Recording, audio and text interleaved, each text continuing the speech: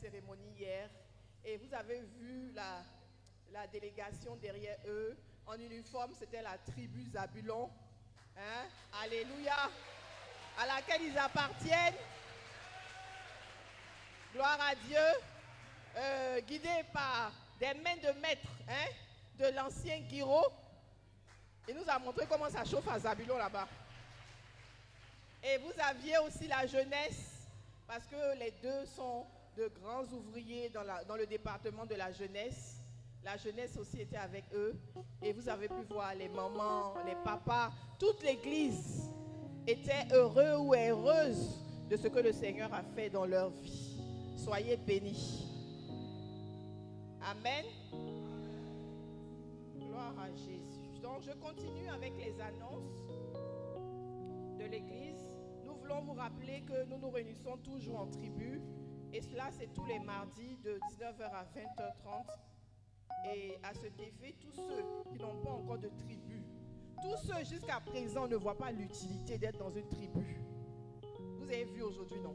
La tribu a accompagné Bakari et Colombe. Ils n'ont pas juste fait qu'accompagner, comme vous avez vu. En amont, ils ont fait un travail. Alléluia. Si tu n'es pas encore dans une tribu, il y a J, Bodje, Sabari, faut venir. Trouve ta tribu, please. On dit de dire please. Oh.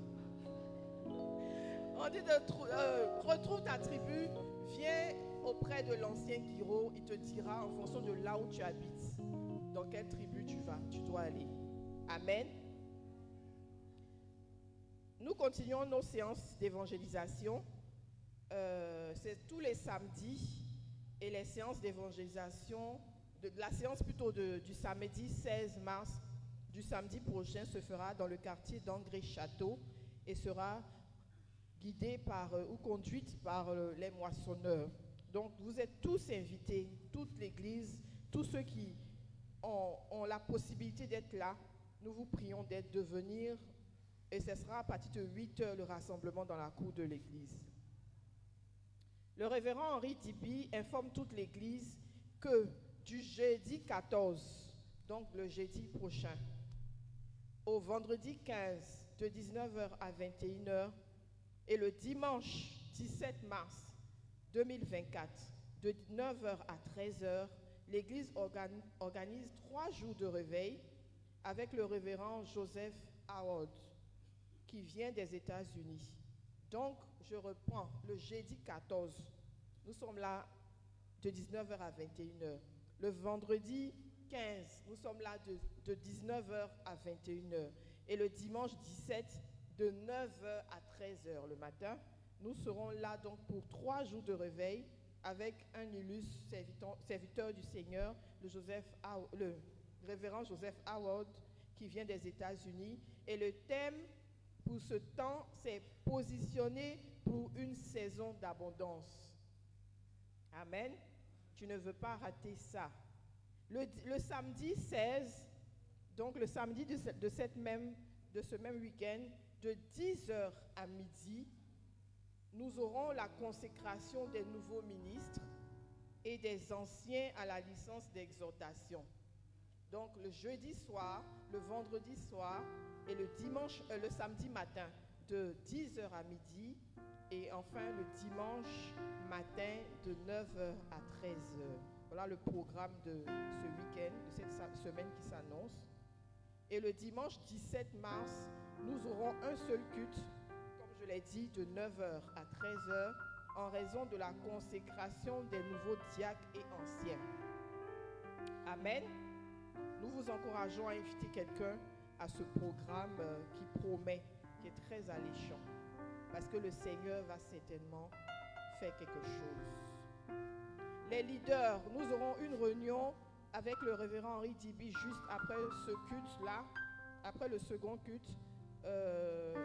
Ne vous pressez pas de partir, nous avons besoin de nous retrouver et ça sera au lieu habituel. Notre temps de prière dénommé l'heure du Saint-Esprit aura lieu le mercredi 20. Donc au lieu de ce mercredi, il n'y aura rien.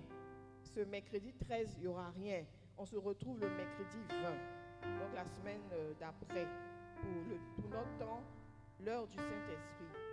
Et une fois de plus, nous vous encourageons à inviter quelqu'un qui ne connaît pas le Seigneur à ce merveilleux temps de miracle. Aussi, pour tous ceux qui ont des sujets de prière, nous vous prions de les communiquer au secrétariat de l'église ou bien simplement de les déposer dans les corbeilles de l'église juste après le culte.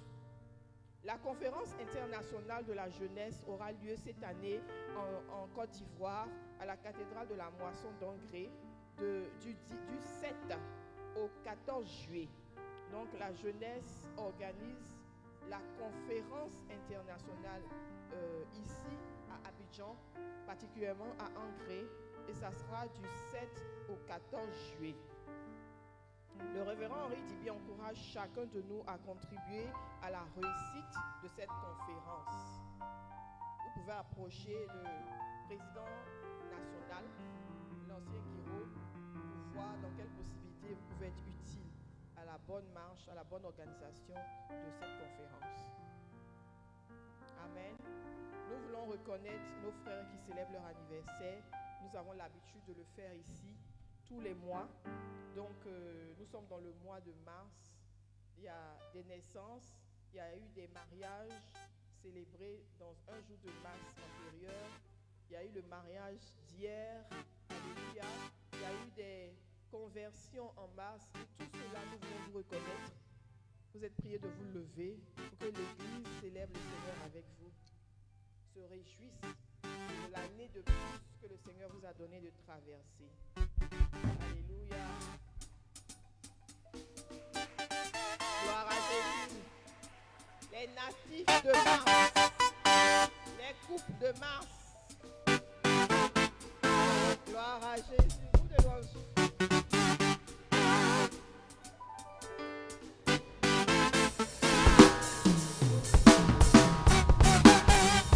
Joyeux anniversaire, oh. Hey, joyeux anniversaire, oh. Joyeux anniversaire, oh. Oh, joyeux anniversaire, oh. Que l'Éternel vous bénisse, oh. Joyeux anniversaire, oh. Qui déverse sa grâce sur vous. Oh, joyeux anniversaire, oh. Joyeux anniversaire, oh.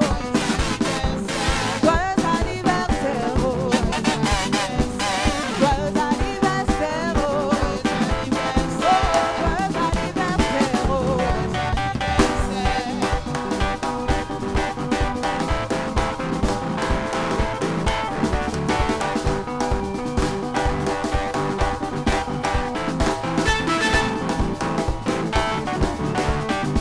Que l'Éternel vous bénisse, oh. Oh, joyeux anniversaire, oh. Qui vous accorde sa grâce. Oh, joyeux anniversaire, oh. Joyeux anniversaire, oh. Joyeux anniversaire, oh. Oh, joyeux anniversaire, oh. Hey, joyeux anniversaire, oh. Alléluia. Vous allez rester debout. On va prier avec vous. Alléluia. Tous les natifs de mars, tous les anniversaires de mariage, tous les anniversaires de conversion. Nous voulons élever la voix Église et remercier le Seigneur pour leur vie, pour ce a fait, nous voulons donner des bénédictions. Alléluia. Déclarer des paroles pour que la grâce de Dieu continue de les accompagner. Alléluia. Gloire à toi, Seigneur. Père éternel, nous bénissons ton nom. Pour chaque frère, chaque sœur qui s'est levé ce matin parce qu'elle célèbre son anniversaire, parce que ce couple célèbre une année de plus ensemble, parce que cela fait une année que ces personnes marchent avec toi. Nous bénissons ton nom parce que tu as permis qu'ils voient ce mois, qu'ils voient ce jour nouveau. Ce n'était pas évident pour certains qui étaient malades quelques jours avant, quelques semaines avant, quelques mois avant. Ce n'était pas certain parce qu'ils ont connu traverser des moments difficiles. Mais dans ta fidélité, dans ta grâce, Seigneur, tu as permis qu'ils soient là, présents en ce lieu. Je veux particulièrement prier pour tous ceux qui sont de ce mois, mais qui sont peut-être couchés quelque part dans un hôpital, qui sont malades dans leur corps, qui sont même là, mais qui se sentent mal dans leur corps. Je veux prier, déclarer la guérison dans leur corps, dans chaque domaine, Seigneur Jésus, le miracle, Seigneur, à cause de ta miséricorde et de ta grâce. Fais-leur, Seigneur Jésus, se réjouir en ce que tu vas guérir les maladies, en ce que tu vas décanter des situations difficiles dans leur vie. Que ton nom soit béni. Donne-leur ta faveur. Que ce qu'ils touchent prospère. Que, Seigneur, ils puissent manger le fruit de leur labeur. Que ta grâce, que ta faveur soit sur eux en permanence. Au nom puissant de Jésus, j'ai prié. Amen. Amen. On va encore acclamer le Seigneur. Et sans plus tarder, nous allons continuer avec nos dîmes et nos offrandes. Tous ceux qui ont leur dîme, nous voulons vous demander de vous lever avec votre enveloppe. Alléluia. Pendant qu'on avance les paniers.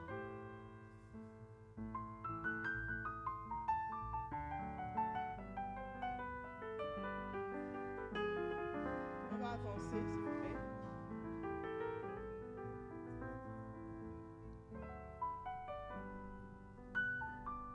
Pendant ce temps, on prépare une enveloppe, une offrande, et nous allons nous lever avec nos offrandes.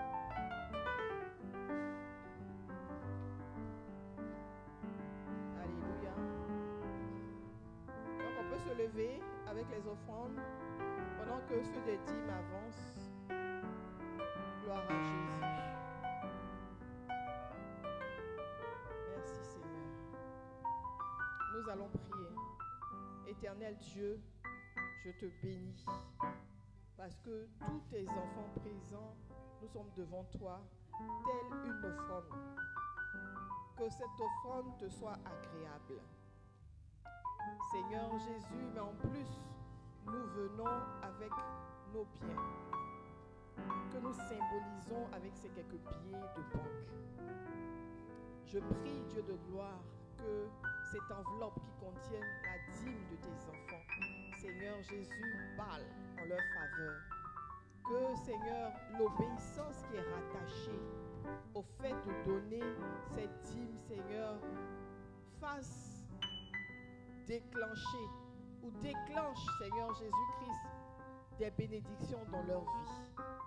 Que tous les complots qui sont faits à leur insu, tous les complots qui sont faits, Seigneur Jésus, à leur connaissance, tout ce que l'ennemi programme contre eux, Seigneur, avorte au nom puissant de Jésus. Je prie qu'il n'ait pas à ouvrir la bouche pour demander, Seigneur, le besoin. Mais avant même qu'il n'ait à le faire, que tu exauces au nom de Jésus.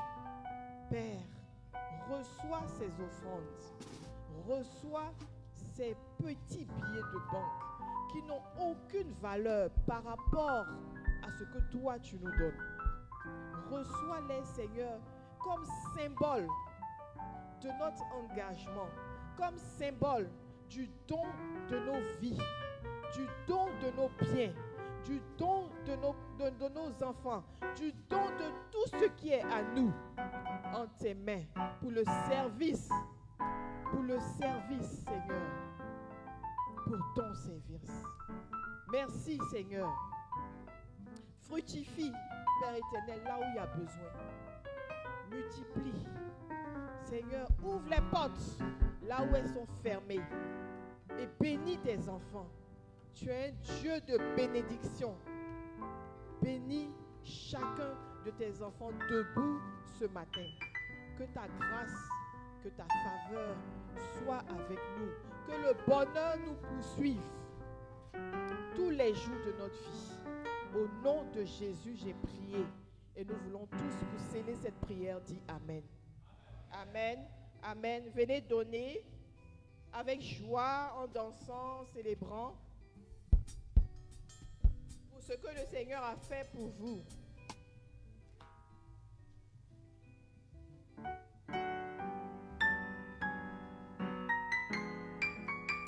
Gloire à Jésus.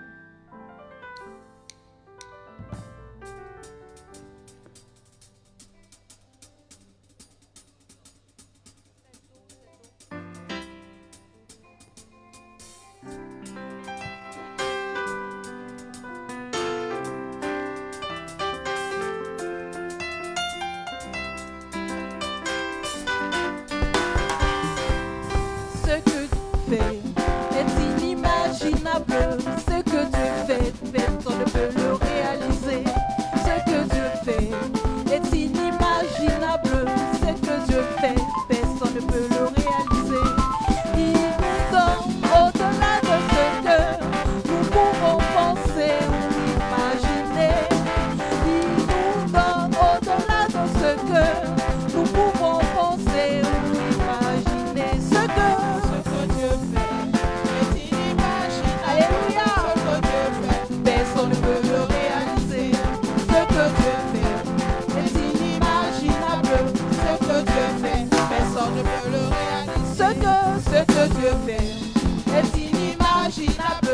Ce que Dieu fait, personne ne peut le réaliser. Ce que Dieu fait est inimaginable.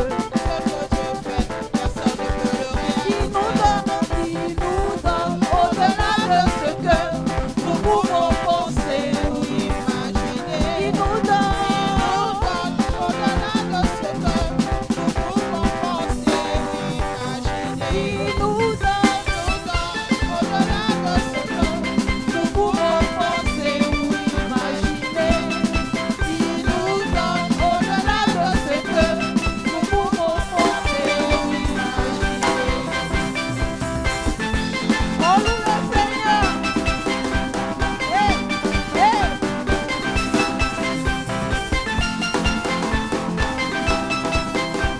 Oh, danse à la voix de Jésus.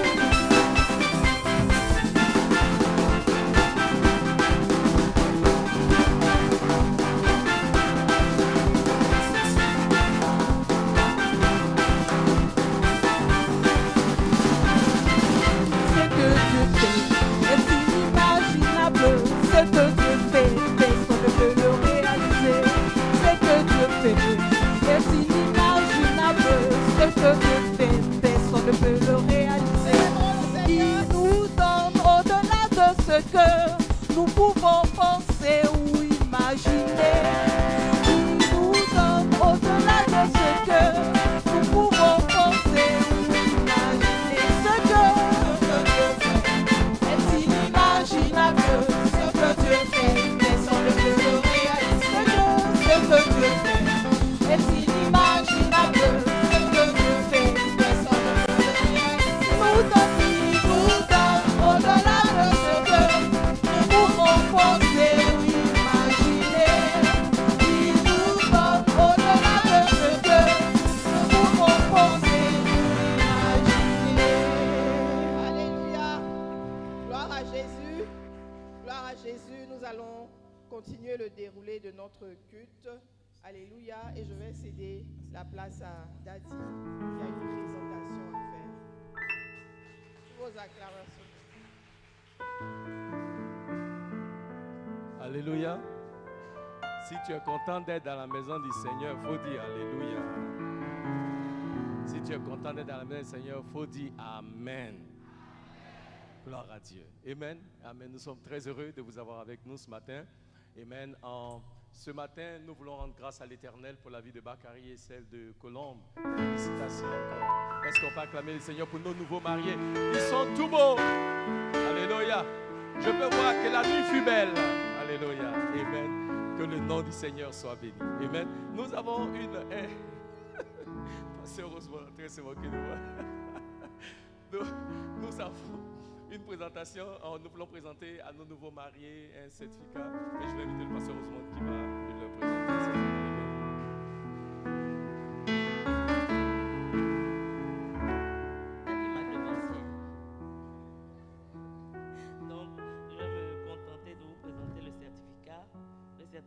Dit certificat de mariage. Ceci certifie que le 9 du mois de mars, à Harvest Intercontinental Ministries of Hungary, Abidjan, le mariage entre les parties ci-dessous indiquées a été célébré. Donc, le mariage entre Koulibaly, Gowa, Bakary, Ndefou, Afwa, Ruth, Emmanuel. Donc, on signait les parties au mariage, les deux témoins, moi-même et le ministre Guiraud Martial, et les deux officiants, les révérends Henri et Kadiatou Tibi. Donc, je remets au chef.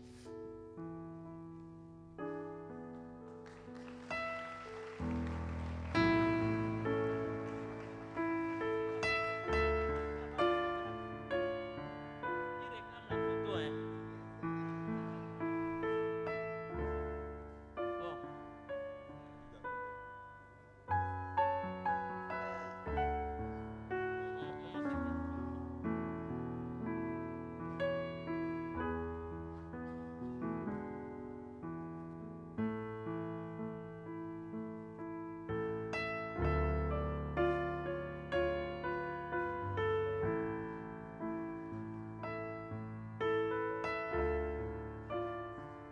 Alléluia. Acclamons le Seigneur pour nos mariés. Amen. C'est le premier mariage ici à Harvest de l'année 2024. Amen. Alléluia. Mais ce ne sera pas le dernier. Hein. J'ai dit ce ne sera pas le dernier. Alléluia. Amen. Alléluia. Bakary et Colombe ont ouvert la porte. Amen. Donc, à ceux qui ne sont pas encore mariés, en cette année, ne vous en faites pas. Il y a de la place. Vous nous dites seulement quand vous êtes prêts. On sera là aussi pour vous marier. Gloire à Dieu. Amen. Que le nom du Seigneur soit béni. Amen. Amen. Hein? Amen. Cette année 2024, il y a quelques changements que le Seigneur nous donne de faire au niveau des départements. Et ce matin, nous voulons prier pour un département, particulièrement ici à l'église. Amen. Nous rendons grâce à l'Éternel pour le département de la communication. Amen. C'est eux qui s'assurent que le son est en marge, il y a la vidéo, il y a les écrans et tout ça. Est-ce qu'on peut acclamer le Seigneur pour le département médias et communication? Amen. Amen. Et jusqu'à présent, ce département était conduit par le diacre Isaac Ballet et nous bénissons le Seigneur pour sa vie. Amen. Et pour ce qu'il a fait. Est-ce qu'on peut acclamer le Seigneur pour le bon travail qui a été fait seulement cette année?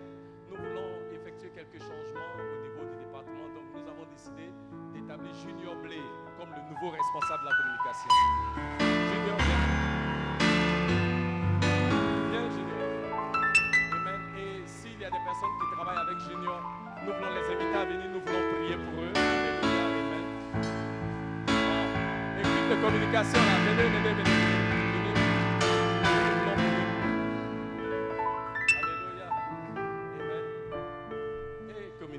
Acclamons le Seigneur pendant qu'ils arrivent.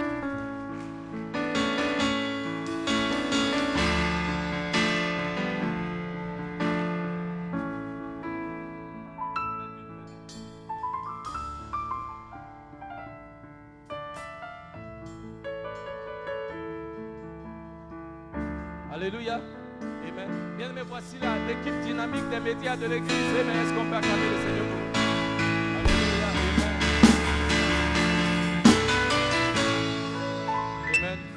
Nous rendons grâce à Dieu et ils travaillent souvent dans des conditions assez difficiles.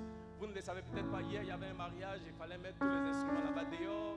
Après il fallait venir les remettre et c'est eux qui sont là pour s'assurer que tout ça est fait. Et il fallait apprêter tous les trucs du son pour le culte de ce matin. Alléluia. Et ils sont en majorité, ils sont restés très tard ici hier. Et ce matin ils étaient là tôt. Amen. Et ils le font pratiquement tous les week-ends. Ils ne se plaignent pas. Ils le font à cœur joie. Amen. Et ils le font par amour pour le Seigneur. Et aujourd'hui, de manière particulière, nous voulons leur dire merci. Alléluia. Merci, merci, merci. Donc là, comme ils ne me voient pas, j'aime arrêter ici pour qu'ils me voient. Amen. Mais nous voulons vous dire à tous un grand merci. Vraiment. Merci, merci, merci, merci. À mon nom, au nom du pasteur Kadi, pasteur Rosemont, tout le leadership, nous voulons vous dire un grand merci, honnêtement. Amen. Nous n'avons pas toujours l'opportunité pour vous dire merci pour tout ce que vous faites. Et il s'assure, on a pas mal de gens qui nous suivent à l'étranger.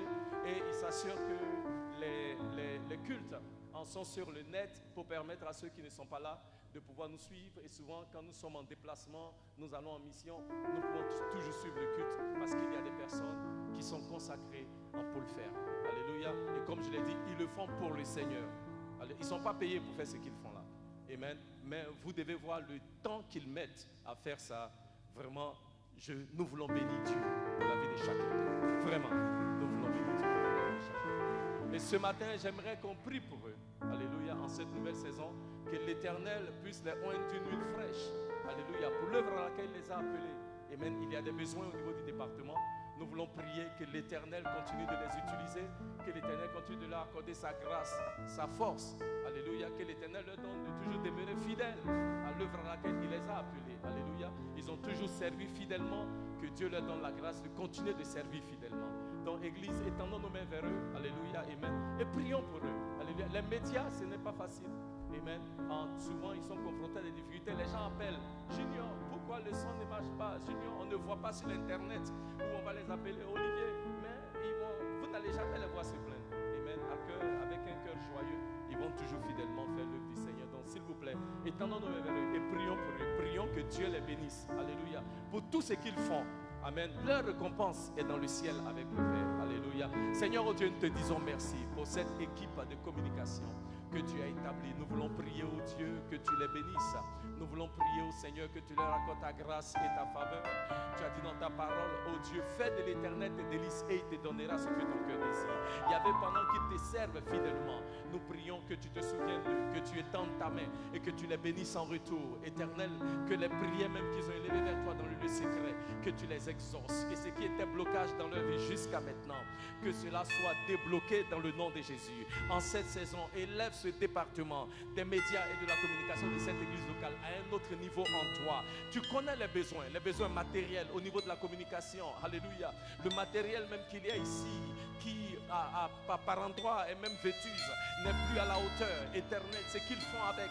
Nous prions au Dieu que toi-même tu ouvres des portes et que nous ayons du matériel de pointe qui leur permet de faire le travail que tu les appelles à faire avec plus d'aisance et de facilité. Seigneur, merci au Dieu, alléluia, pour Junior Blé, qui est le responsable de ce département. Nous prions, Seigneur, que tu déverses sur lui une huile fraîche pour continuer de te manifester en lui et au travers de lui, pour continuer de l'utiliser pour la gloire de ton nom. Tu es Seigneur, tu es fidèle, que ton nom soit élevé. Bénis et garde chacun de tes serviteurs, éternel, oh Dieu, même pour les personnes qui vont se joindre à eux pour continuer de travailler au niveau des médias et de la communication. Nous prions que tu les bénisses aussi. Merci, oh Dieu. Reçois la gloire dans le nom de Jésus.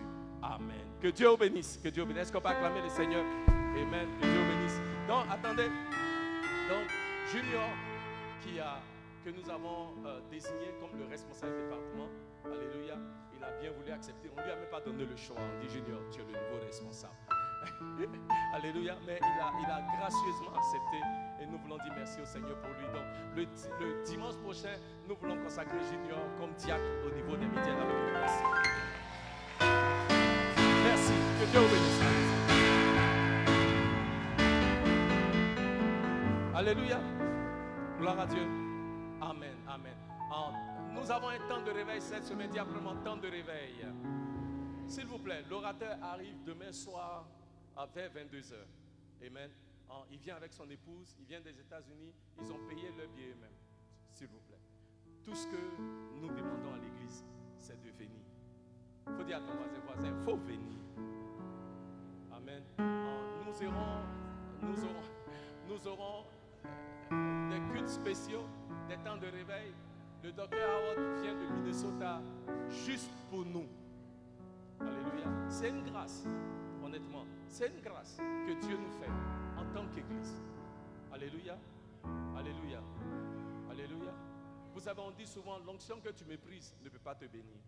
Alléluia. Ne pas venir, c'est une forme de mépris aussi. Amen. Parce que les gens ne peuvent pas venir d'aussi loin pour nous. Et puis on n'est pas là. Donc s'il vous plaît, que chacun de nous fasse un effort cette semaine. Soyons au culte. Alléluia. Alléluia. Soyons au culte. Ce sera jeudi à partir de 19h et vendredi à partir de 19h. Samedi, il y aura un culte de consécration samedi matin. Dis après moi, samedi matin. Et nous allons consacrer les anciens avec la licence d'exhortation. Tous les anciens qui seront consacrés avec la licence d'exhortation. Levez-vous. Tous les anciens qui seront consacrés. Est-ce qu'on peut acclamer le Seigneur pour eux? Maman Yabo, lève-toi. Tous les anciens. Amen. Seront consacrés le samedi. Amen. Merci. Asseyez-vous. Et on va consacrer 2 nouveaux ministres ici à l'église. Le doyen Kwasi et puis l'ancien Martial Guiraud. Levez-vous. Amen. Alléluia. Eux, ils seront consacrés le samedi. Samedi matin, de 10h à midi. Merci, vous pouvez vous asseoir. Maintenant, à côté de cela, le dimanche, on aura un seul culte à partir de 9h ici à l'église. Et à ce culte-là, on fera aussi des consécrations pour les anciens et pour les diacres. Alléluia. Nous allons consacrer en 2 nouveaux anciens, le diacre Jean-Henri Kwame et le diacre Salé. Diacre Salé, lève-toi. Ils seront consacrés anciens le dimanche.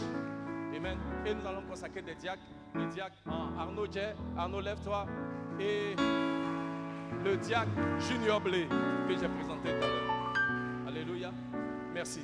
Nous aurons 2 personnes de l'église de Sion qui seront aussi consacrées diacres. Vous les connaissez bien, Odile Lameke et puis son mari Koudunion seront aussi établis diacres de l'église de Sion. Ils seront avec nous pour pouvoir faire la consécration. Donc les gens de Sion, ceux de la 9e tranche, seront avec nous au culte parce qu'ils veulent venir célébrer ce moment-là avec nous. Donc le dimanche, Sion sera là et ensemble, nous allons faire la consécration. Gloire à Dieu. Amen. Donc s'il vous plaît, amen, soyons venants. Je n'ai aucun doute que Dieu va utiliser ces moments pour nous bénir en tant qu'Église. Alléluia. Mais aussi soyons là pour pouvoir rendre grâce à Dieu. Amen. Pour ce que Dieu est en train de faire dans la vie des leaders que nous avons ici à l'Église. Ces hommes et ces femmes que le Seigneur suscite. Alléluia. En tant que serviteurs qui sont reconnus. Vous savez quoi? Cette Église de Angré a une grâce particulière. Dis après moi, grâce particulière. Il y a quelque chose que le Seigneur fait. Peut-être que c'est nous, on ne le voit pas. Mais les gens qui sont dehors voient. Alléluia. C'est pourquoi j'aimerais annoncer à l'église qu'à partir de Angré, dis après moi, à partir de Angré, Dieu a désigné un responsable de la jeunesse pour tout le diocèse 3. C'est-à-dire responsable de la jeunesse en Côte d'Ivoire, en Gambie, au Mali et au Sénégal. Et l'évêque Okafor a désigné, et on dit en anglais appointed, c'est-à-dire établi, l'ancien Martial Guiraud comme responsable de la jeunesse du diocèse.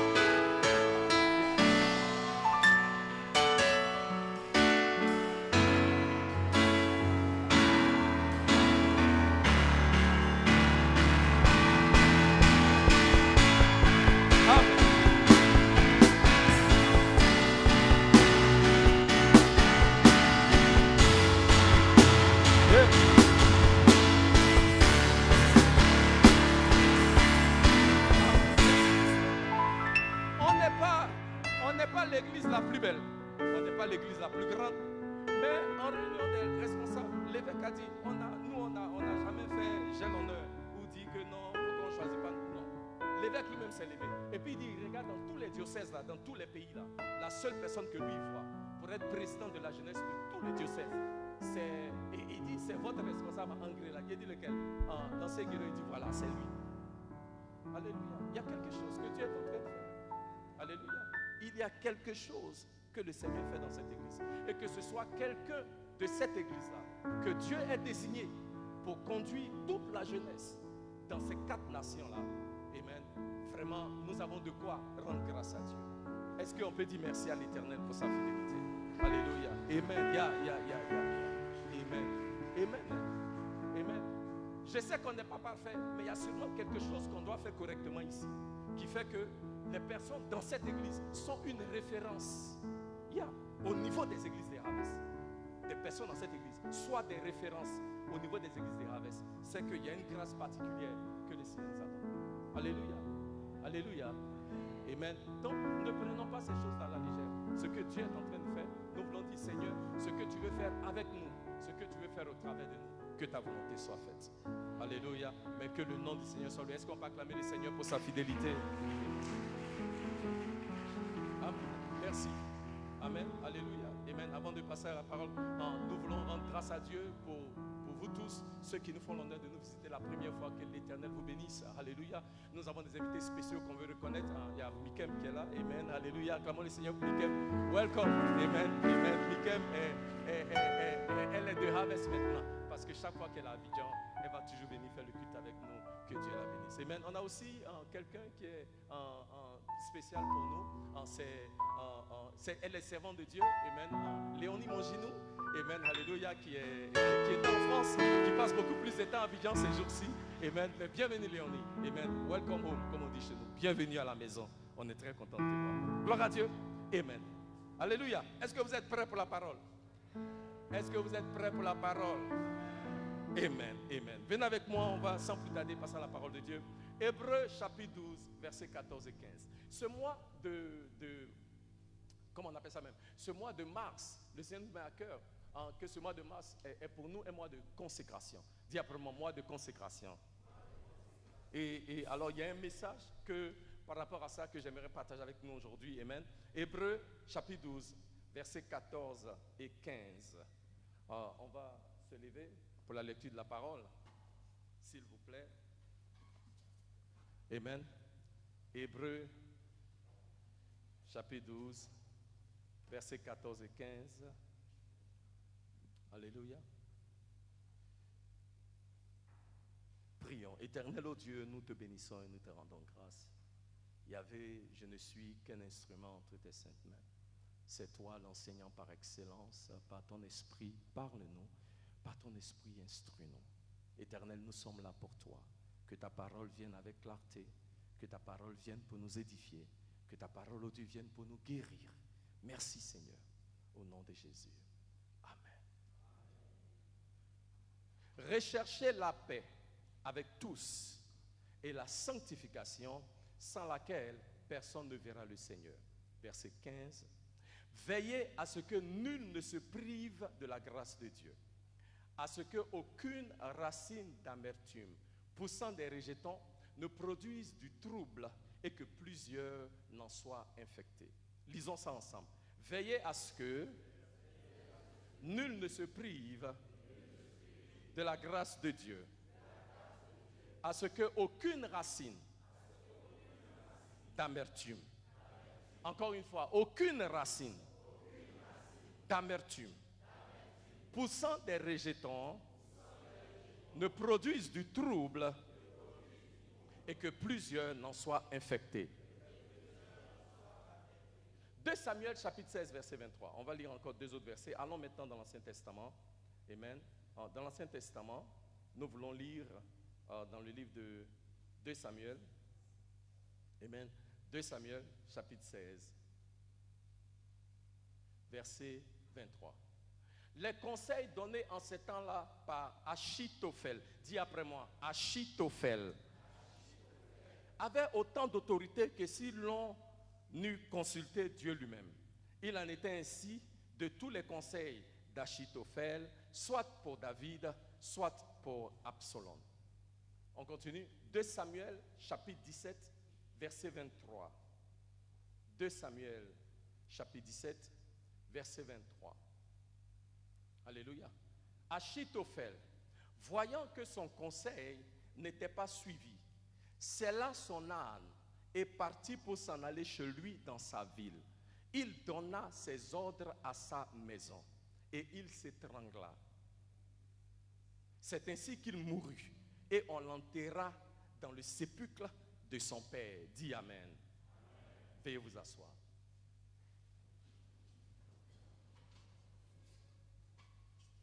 Ce matin, j'aimerais partager avec nous un message que j'ai intitulé simplement « La racine de l'amertume ». La racine de l'amertume. L'écrivain du livre des Hébreux, et l'on croit, et l'on dit, selon les docteurs de la loi des Écritures, que c'est Paul qui a écrit le livre des Hébreux. Amen. Donc si on considère que c'est Paul qui a écrit le livre des Hébreux, Paul nous dit, dans Hébreux, que nous avons lu plus tôt, Hébreux chapitre 12, verset 15, Paul nous dit que veillez à ce que nul ne se prive de la grâce de Dieu et ce qu'aucune racine d'amertume,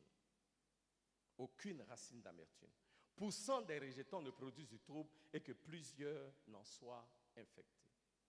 Alléluia. Paul écrit à des croyants. Ça veut dire que Paul croit qu'il y a la possibilité qu'il y ait des racines d'amertume.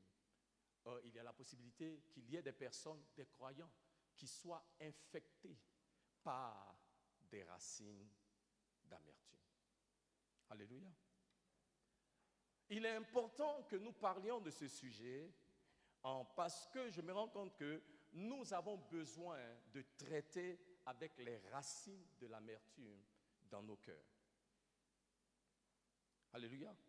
Parce que jusqu'à ce que nous le fassions, la puissance de Dieu, l'habilité du Saint-Esprit à convaincre les cœurs et sauver des âmes sera toujours obstruée. Alléluia. Donc, pour parler de racines d'amertume, j'aimerais déjà nous donner une définition de l'amertume. C'est quoi l'amertume? On entend parler d'amertume, mais c'est quoi? Je vais vous donner 3 définitions. La première est la suivante. Le mot amertume vient du mot grec pikros. Pikros. P-I-K-R-O-S. Et pikros veut dire ce qui est tranchant, ce qui perce.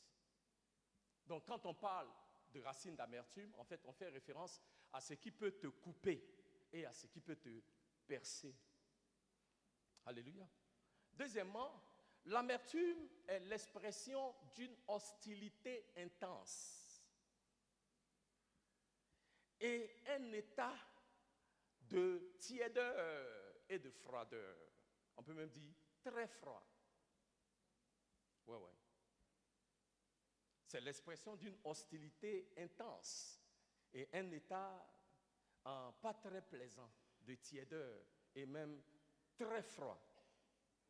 Troisièmement, quand on parle d'amertume, et j'aime cette troisième définition sur laquelle je vais m'apaisantir un peu, on parle de ressentiment.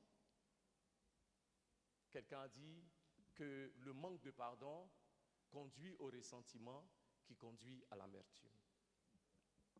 Le ressentiment fait référence à nourrir une colère dans le cœur par rapport à un événement malheureux qui est survenu dans notre vie. Nourrir une colère dans le cœur par rapport à un événement malheureux, un incident qui est survenu dans nos vies.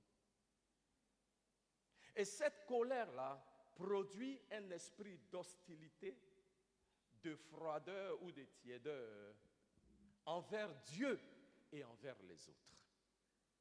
Alléluia. Parce que le ressentiment a une manière d'affecter ta relation, pas seulement ta relation avec les autres, mais le ressentiment affecte aussi ta relation même avec Dieu. Hébreux 12, 15 parle de la racine de l'amertume parce que oui, effectivement, que nous le veuillons ou pas, c'est des choses que nous pouvons retrouver dans l'Église et dans nos vies, dans la vie des croyants. On appelle cela une racine parce que ça commence caché au plus profond de ton cœur. Alléluia. C'est caché. Quand tu regardes un arbre, tu ne vois pas ses racines. Alléluia. C'est comme ça que quand tu regardes quelqu'un, tu ne vois pas l'amertume parce que c'est caché au plus profond de son cœur. Et à partir de ces racines-là, vont s'élever des rejetons qui vont envahir la pensée et le cœur de la personne jusqu'à ce que ces rejetons-là aient étouffé la vie émotionnelle et spirituelle de la personne. Dans le livre de 2 Samuel, la Bible nous présente un homme qui était sous l'emprise de la racine de l'amertume. Sous l'emprise de la racine de l'amertume. Et cet homme-là s'appelait Achitophel. Quelqu'un peut dire, mais pasteur, on a lu en racine d'amertume de Achitophel, ça y est où? Je vais vous montrer. Achitophel, la Bible nous montre, dans le chapitre 17, a eu une fin tragique parce qu'il a permis et il a laissé une racine d'amertume prospérer dans sa vie et dans son cœur. Ça l'a conduit à une fin tragique. Voici le danger d'entretenir et de garder dans nos cœurs une racine d'amertume. Qui était Achitophel? Qu'est-ce qui lui est arrivé? La Bible nous dit une ou deux choses concernant Achitophel. Dans le livre de 2 Samuel, chapitre 15, au verset 12. 2 Samuel, chapitre 15, verset 12. On va lire quelques écritures. Prenez note et suivez-moi. Ça va bénir quelqu'un. 2 Samuel, chapitre 15, verset en communication. Aidez-moi, s'il vous plaît. Comme ça, on peut aller un peu vite. Et il dit, pendant qu'Absalom offrait des sacrifices, il envoya chercher à la ville de Gilo à Achitophel, le Guionite, conseiller de David. La conjuration devint puissante et le peuple était de plus en plus nombreux auprès d'Absalom. Verset 13. Quelqu'un vint informer David et lui dit, le cœur des hommes d'Israël s'est tourné vers qui? Vers Absalom. Alléluia. 2 Samuel, donnez-moi une seconde. Je pense qu'il faut que je lise dans la Bible en anglais, parce que la Bible en français est un peu mal traduit. En chapitre 15, verset 12.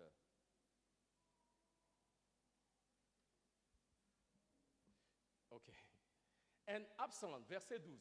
And Absalom sent for Ahithophel, the Gilonite, David's counselor, from the city, even from Gilo, while he offered sacrifices. Les francophones ont mangé la partie là. Je peux lire ça encore? Ok, laissez-moi vous expliquer. Il dit, et Absalom envoya chercher Ahithophel, le Gilonite, le conseiller de David, de sa ville de Gilo, pendant qu'il offrait les sacrifices. Très important. Yeah. Alléluia. La première fois que le nom de Achitophel est mentionné dans la Bible, il est en train d'offrir des sacrifices. Ça veut dire quoi? Achitophel était sauvé. Ce n'était pas un païen. Yeah. Okay. Yeah. Achitophel était quelqu'un qui offrait des sacrifices. Achitophel était un sacrificateur. Achitophel allait à l'église. Achitophel servait le Seigneur. Il aimait le Seigneur. Alléluia. Amen. Donc la Bible nous montre que c'est quelqu'un qui était engagé dans l'adoration du Seigneur. Donc Achitophel était un homme quoi? Sauvé. Non seulement c'était un adorateur qui sacrifiait à l'Éternel, mais deuxièmement, Achitophel était aussi un homme qui parlait de la part de Dieu. 2 Samuel, chapitre 16, verset 23. 2 Samuel, chapitre 16, verset 23. Les conseils donnés en ces temps-là par Achitophel avaient autant d'autorité que si l'on eût consulté Dieu lui-même. Ça veut dire quoi? Ça veut dire que quand Achitophel te parle, quand il te donne conseil, la Bible dit, c'est comme si c'est Dieu même qui a parlé. Donc, bien aimé, nous devons comprendre qu'Achitophel était un homme sauvé, un homme qui sacrifiait à Dieu, un homme qui adorait Dieu, mais bien plus, un homme qui donnait des conseils qui était inspiré de l'Esprit de Dieu. Ce n'était pas n'importe qui. Hein? Alléluia. Ce n'était pas n'importe qui. Non seulement c'était un homme qui était sauvé, mais la Bible nous montre aussi que c'était un homme qui servait. Je vais vous montrer. La Bible dit dans 2 Samuel chapitre 15 verset 12, 2 Samuel chapitre 15 verset 12. Pendant qu'Absalom offrait un sacrifice, il envoya chercher à la ville de Guilo, le Guillonite, conseiller de David. Alléluia. Il était conseiller de David, ça veut dire qu'il servait fidèlement auprès de David. En fait, l'on nous dit, de tous les conseillers de David, le plus sage, c'était Achitophel.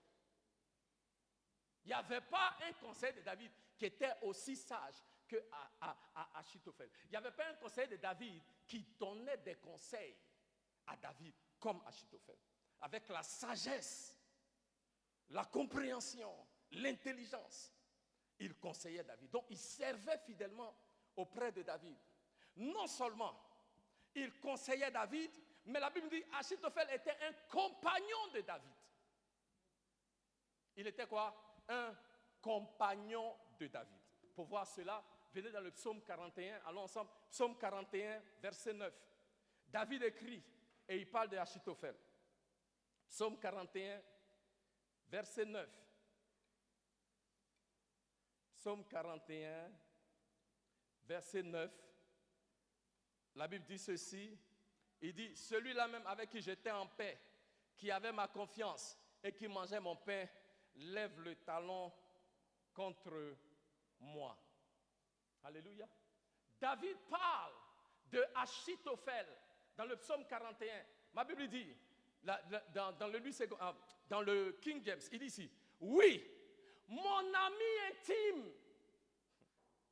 Le mot en anglais c'est my familiar friend. My familiar friend. Mon ami familial. C'est comme ça que c'est traduit en anglais.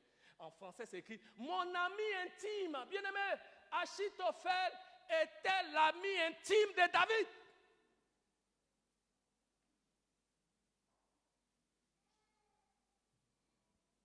Il était l'ami intime de David, qui avait ma confiance et qui mangeait mon pain, qui était toujours à mes côtés. Mon ami intime, mon frère, Achitophel, serviteur de Dieu. Achitophel, serviteur du roi. Achitophel, mon ami intime. Alléluia. Alléluia. Il était un ami proche de David. Seulement, bien que Achitophel donnait toute indication d'un point de vue extérieur que tout allait bien.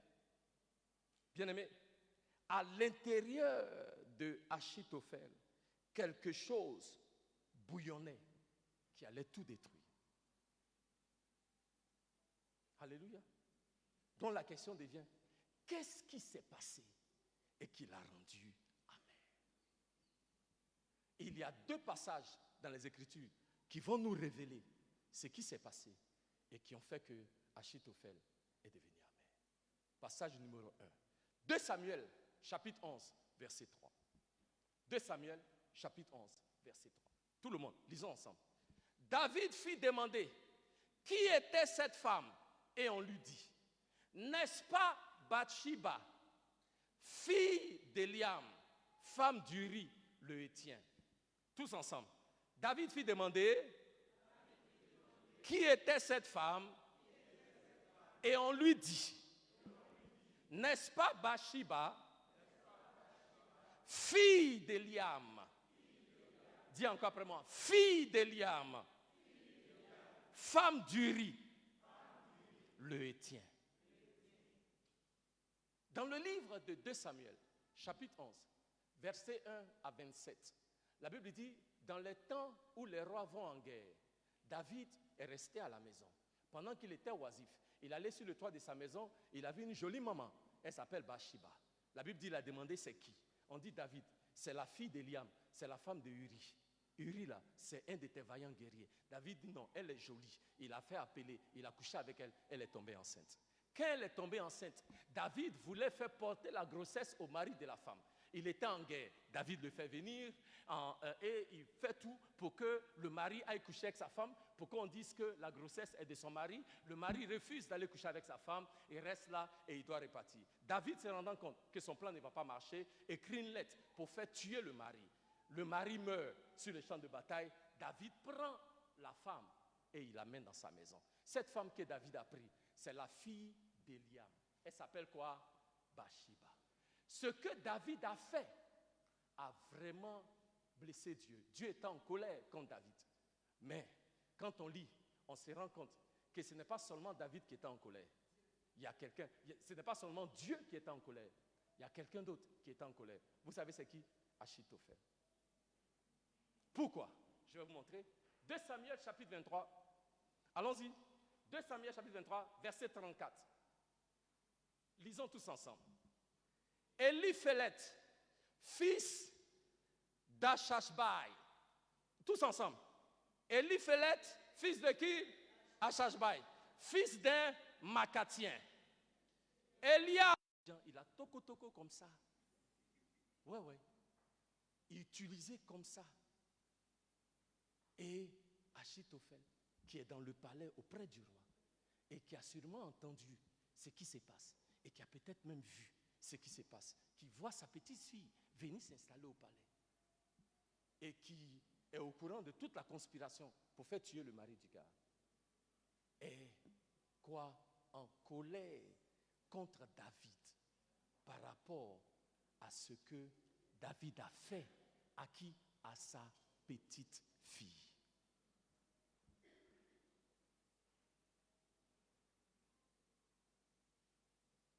Et Achitophel a nourri cette colère dans son cœur pendant 9 ans. Quand on étudie le passage. Pendant 9 ans. De la période où David a commis le forfait avec Bathsheba jusqu'à la période où il s'élève contre David, la période écoulée a duré 9 ans. Pendant ces 9 ans, il a continué de faire croire à David qu'ils étaient toujours amis et qu'il n'y avait rien. Mais à l'intérieur de son cœur, il y avait une racine d'amertume qui le rongeait. Pendant 9 ans. Bien-aimés, je peux dire ceci. Certains parmi nous, nous avons des personnes qui nous ont fait des choses horribles, qui nous ont fait du tort.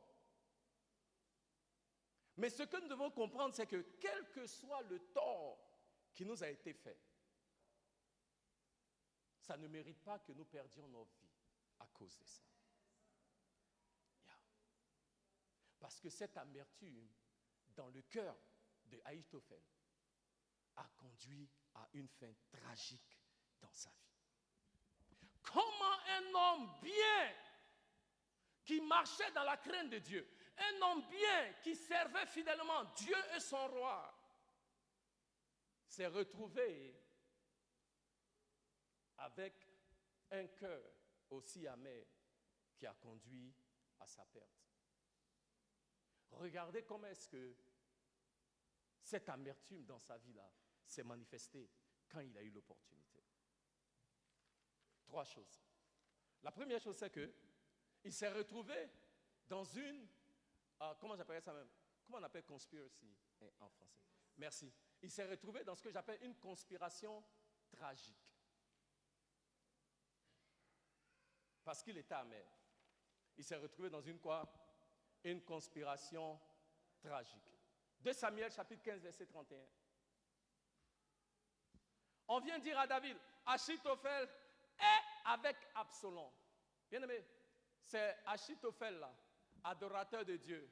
C'est Achitophel là, ami intime de David. Dès que l'opportunité s'est présentée, il a joint la rébellion contre le roi David. Pourquoi? Parce que son cœur était amer. 2. Il a donné des conseils tragiques.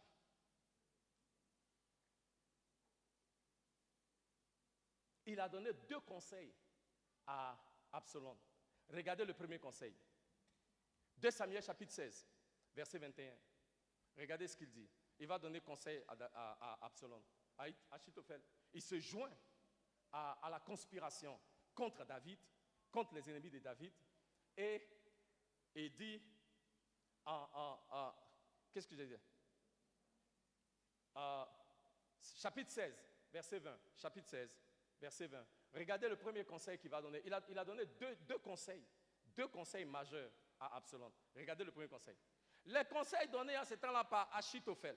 L'homme qu'on dit là, quand il parle, c'est comme si c'est Dieu lui-même qui parle. Regardez ce qu'il dit. Avait autant d'autorité que son Dieu lui-même. Il était ainsi. Absalom dit à Achitophel, verset 20. Absalom dit à Achitophel, consultez ensemble, qu'avons-nous à faire? Verset 21. Regardez le conseil d'Achitophel. Verset 21. Et la partie technique. Et Achitophel dit à Absalom, lisez, va vers les concubines de ton père à laisser pour garder la maison. Ainsi tout Israël saura que tu t'es rendu odieux à ton père et les mains de tous ceux qui sont avec toi se fortifieront. Conseil d'Achitophel, celui qui parle de la part de Dieu. Il dit, Absalom, maintenant que ton père est parti et que tu as pris sa place là, première chose que tu vas faire, prends toutes ces concubines, bâtis une tente au milieu d'Israël, couche avec elles toutes. Vous savez ce qu'il est en train de dire à Absalom en fait? Absalom, peut-être que tu ne sais pas, mais ce que ton père a fait à ma petite fille là, tu vas lui faire la même chose. Yeah. Dans le premier conseil, c'était pour apporter la disgrâce sur le roi David, le déshonneur, coucher publiquement avec toutes les concubines de David. Le deuxième conseil, c'était pour détruire David.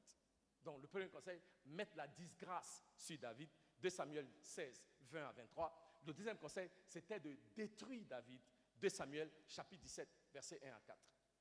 Regardez le deuxième conseil, chapitre 17, versets 1 à 4. Regardez le deuxième conseil. Il dit, Achitophel, chapitre 17, versets 1 à 4. Achitophel dit à Absalom, laisse-moi choisir 12 000 hommes. Je me lèverai et je poursuivrai David cette nuit même. Verset 2.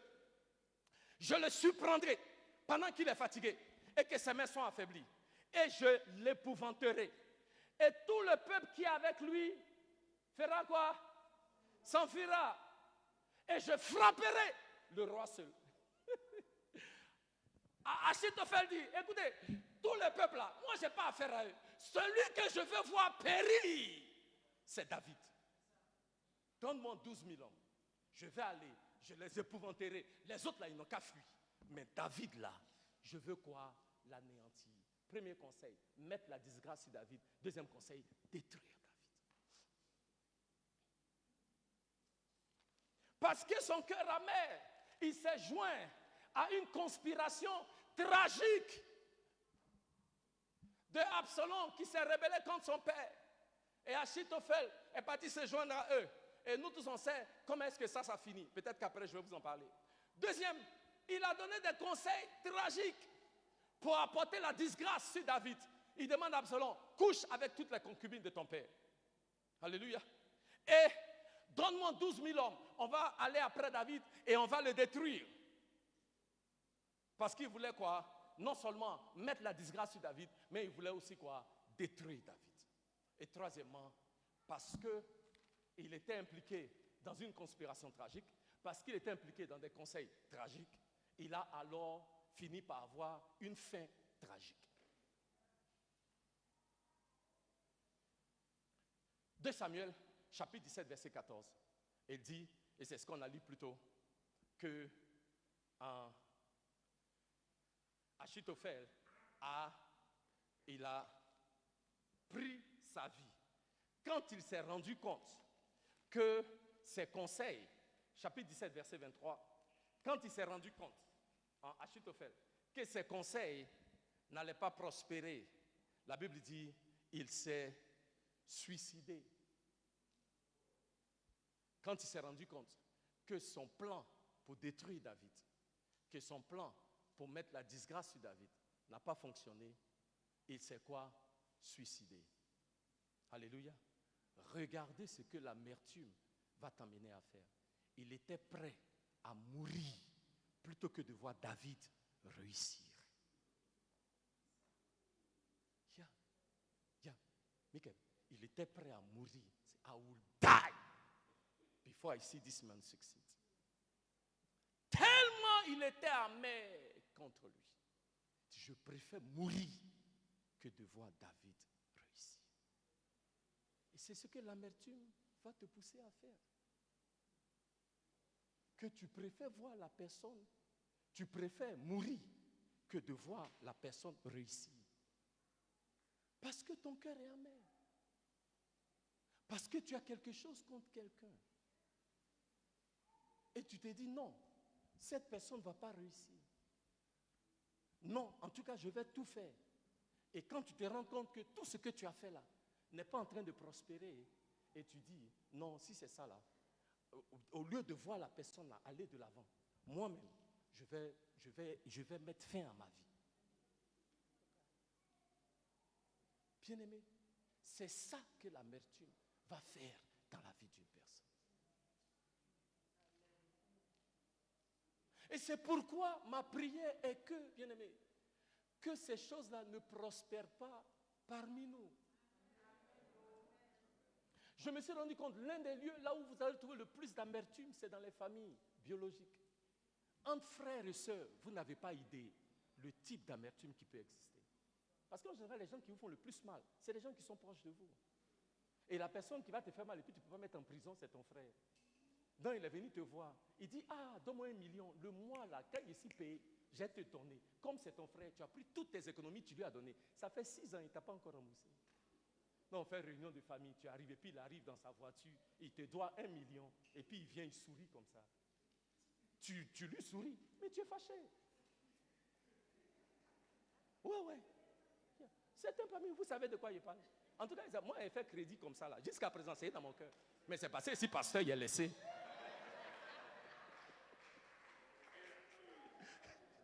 Je vous dis, c'est ton frère. Donc après tout, c'est mon frère. Je vais l'aider. Combien parmi vous, vos crédits en l'air comme ça, avec vos frères? Tu ne peux pas le mettre en prison. Tu ne peux pas la mettre en prison, sinon papa a dit, mais c'est ton frère, ta maman a parlé, les autres, toi aussi, quand même ton propre frère. Quel propre frère? Il a pris mon argent, il m'a dit, mais donne dans ce mois, il ne m'a pas encore donné. Donc on m'a dit, il faut laisser. Tu as laissé, mais ça est dans ton cœur. Ça, c'est famille biologique. La même chose, ça est dans famille spirituelle.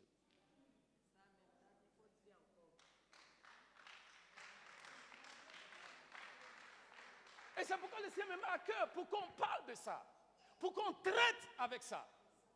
Parce que très souvent, quand tu viens, tu dis, ça va. Oui, ça va. Il y a quelque chose. Non, il n'y a rien. Non, comment il n'y a rien? Il y en a.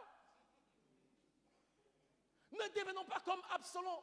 La Bible dit, parce que, vous savez quoi, les gens en mer, là, ils savent comment se retrouver. Parce que le Achitophel, là, qui a joint la rébellion d'Absalom, il s'est joint à quelqu'un qui lui aussi était amer.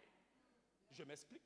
La Bible dit, 2 Samuel chapitre 13, verset 1, que Absalom avait une sœur appelée Tamar. Vous comprenez? Et ils avaient un demi-frère appelé Amnon. Amnon a lost it. Il a convoité sexuellement sa demi-sœur. Et la Bible dit, il a convoité tellement qu'il en était malade. Regardez ce que le péché peut faire. Et un jour, il a fait, un de ses faux camarades là, lui a donné un conseil. Et il a pris sa soeur, sa demi-soeur, il a couché avec elle. Et quand il a couché avec elle, pas couché, il a violé. Et il a chassé. La demi-soeur là, elle est les sœurs, même père, même mère, avec Absalom. Elle est allée chez Absalom. Et Absalom lui dit, est-ce que Amnon ne t'a pas fait quelque chose? Elle dit, oui, c'est vrai mon frère, voici ce qu'il m'a fait. Et la Bible dit que Absalom a pris ça à cœur. Vous comprenez? 1 Samuel chapitre 13 verset 22. La Bible dit ceci. La Bible dit, et Absalom parla à Amnon, ni en bien, ni en mal, par rapport à la situation. Ça veut dire que quand c'est arrivé, on a dit à tous les frères, non, Amnon n'a pas bien fait, mais c'est notre frère, même s'il a déshonoré notre soeur, on n'a qu'à laisser. Et tout le monde dans la famille dit, on laisse. Quand on demande, on dit, il n'y a rien. On demande à Absalom, Absalom dit, non, il n'y a rien. Parce que le verset 22 dit, Absalom ne parla de Amnon, ni en bien, ni en mal. Ça veut dire, quand tu demandes à Absalom, tu te dis, mais ça va, Qu'est-ce qu'il a fait après tout? C'est mon frère, il n'y a rien. Vous comprenez? C'est mon frère, vous comprenez? Mais la Bible dit, mais Absalom était très en colère. Mettez 2 Samuel chapitre 13 verset 22, vous allez voir. Il dit, Absalom ne parla ni en bien ni en mal de Amnon, mais Absalom était très en colère de ce que Amnon avait fait à Tamar. Mais quand tu lui demandes, il dit, il n'y a rien. Absalom ne parla ni en bien ni en mal avec Amnon, mais il le prit en haine parce qu'il avait déshonoré Tamar, sa sœur. Il le prit en haine. Il est devenu amer vis-à-vis d'Amnon pour ce que Amnon a fait. Il était en colère. Il n'était pas content. Mais quand on demande à Absalom, il y a quoi? Il dit, il n'y a rien. Il y a quoi? Tu es froid comme ça? Il n'y a rien. Pourquoi tu ne parles pas à Amnon? Il n'y a rien. Pourquoi quand il a fait et puis Amnon et là tu n'es pas venu? Il n'y a rien. Et nombreux parmi vous comme ça, vous avez des choses dans vos cœurs. Quand on demande, vous dites, il n'y a rien.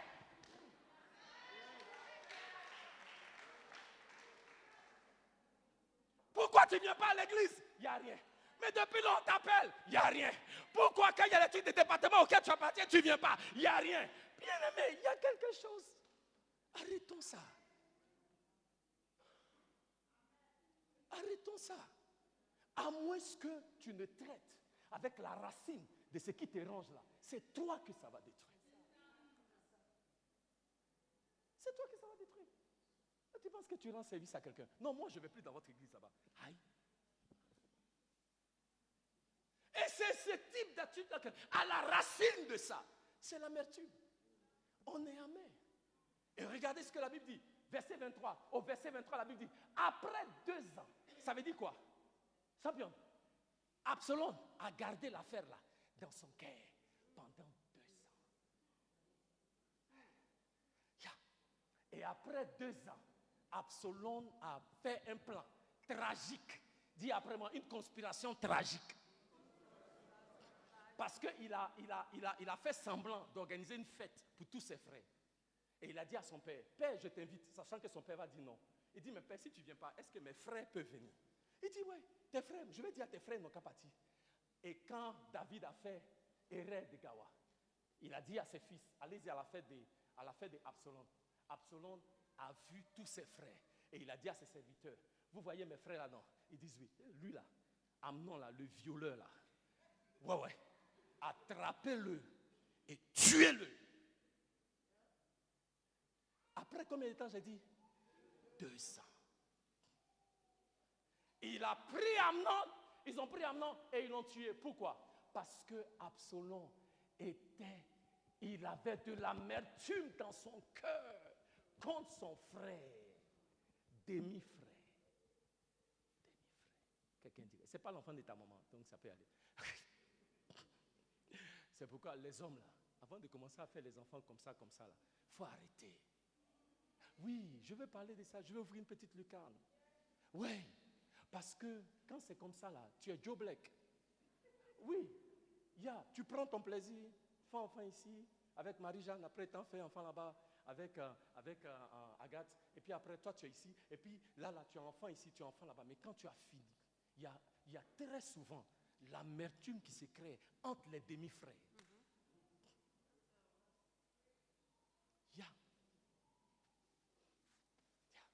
Entre les demi-frères, c'est grave. Moi, je ne veux pas nous encourager, s'il vous plaît. Moi, j'ai vu ça dans ma famille. Ok? Moi, ça, c'est quelque chose que je ne peux pas encourager. Non, ce n'est pas possible. Je ne ferai pas comme mes parents ont fait. Nombreux parmi nous, on a vu ce que nos parents ont fait, mais nous commettons les mêmes erreurs que nos parents ont commises. Parce que les enfants qui ne sont pas de même mère ou de même père peuvent être sérieusement à couteau tiré, comme vous n'avez pas idée. Absalom s'est levé et il a fait tuer son frère sans état d'âme. Alléluia. Alléluia. Alléluia. Je prie que tout ce qui est racine d'amertume dans ton cœur, dans mon cœur, en cette saison, que cela soit extirpé dans le nom de Jésus. Extirpé. Comment nous allons vaincre ça quand ça arrive?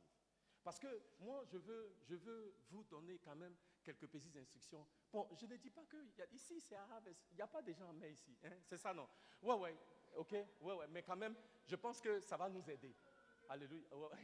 Hein? Donc voilà, ici, il n'y en a pas ici. Je parle de l'église qui est là-bas, là. Ce n'est pas ici. Ouais.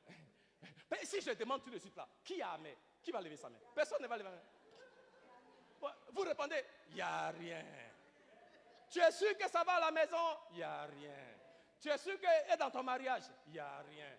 Et dans ta relation avec tes enfants? Il n'y a rien. Et dans ta relation avec tes frères ici à l'église? Il n'y a rien. Et ton leader dans ton département? Il n'y a rien. Et même avec ton pasteur? Il n'y a rien. Mais il y en a. Il y en a. Alléluia. Comment nous allons vaincre cette racine d'amertume? Rapidement. Mon temps passe. Avant que Diac Salé, ancien Salé, ne commence à me faire des signes. Alléluia. 1. Il faut que nous réalisions que ce qui nous a été fait ne mérite pas que notre relation avec Dieu soit endommagée.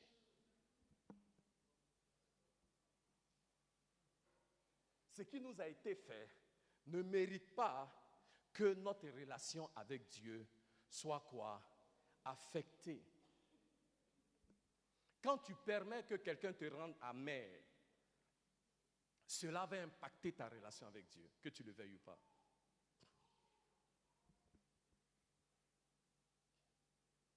Vous savez, l'une des raisons que je sais que je suis vraiment sauvé, alléluia, c'est quand quelqu'un me fait du tort, je peux pardonner.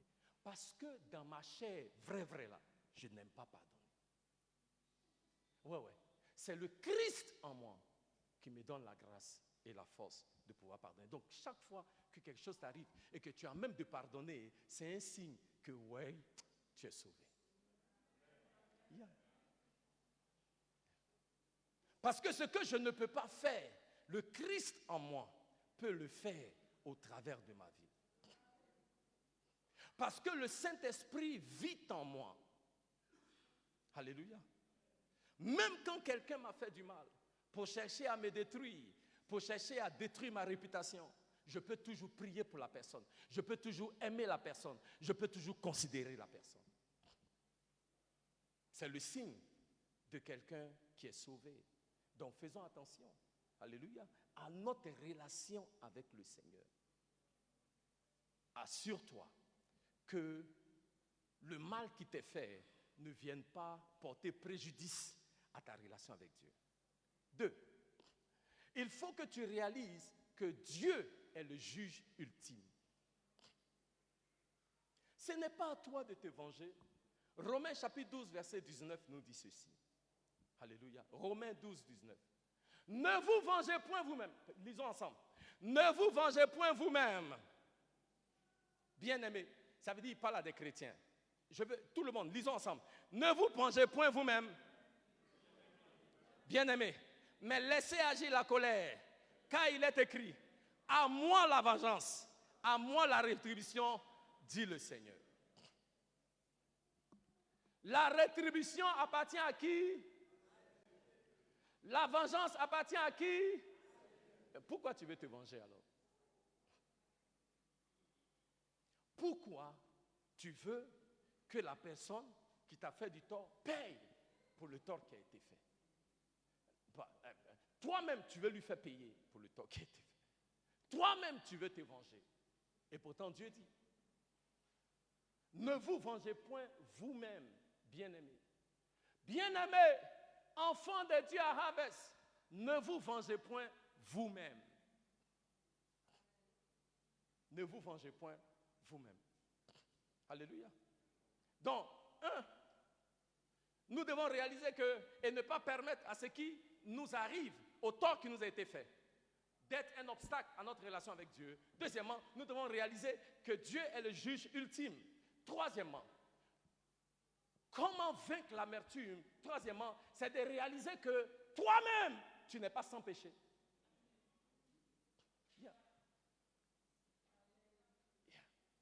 Il faut réaliser que toi-même, tu n'es pas sans péché. Crédit que quelqu'un a pris, n'a pas payé, puis tu es fâché là. Toi-même, tu as crédit des gens, tu n'as pas encore payé. Ah! Oui. de quelqu'un que tu n'as pas payé toi-même aussi. Voilà. Donc au moins, quand tu regardes ça, le pasteur Rosemont enseignait hier, le nouveau marié, elle a dit, apprenez à faire grâce l'un à l'autre. Quand tu réalises que toi-même, tu n'es pas sans péché et qu'il y a crédit aussi que tu n'as pas encore payé, tu peux faire grâce à la personne. Quand tu réalises que nul n'est parfait, et parce qu'on n'est pas parfait, on peut commettre des erreurs. Je veux encourager quelqu'un. Ici à Harvest, nul n'est parfait. Même moi-même qui vous parle, je ne suis pas parfait. Et parce qu'on n'est pas parfait, on peut faire des erreurs.